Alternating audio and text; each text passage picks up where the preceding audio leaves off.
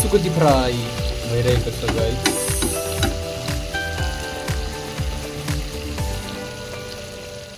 Finally मकैको आतो, सिमीको दाल अनि सुकुटी याकको मासु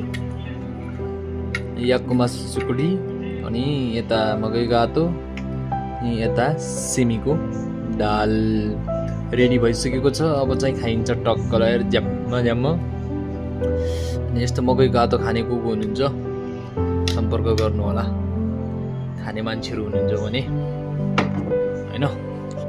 हामी यस्तो दाउराको पनीले पकाउँछौँ खाने भए सम्पर्क गर्नु होला गाइजहरू। टक्क लगाएर सिमीको दाल अनि मासु साथमा मकैको आतो रेडी भइसकेको छ। सुकुटी मासु पनि दाल रेडी भइसकेको छ।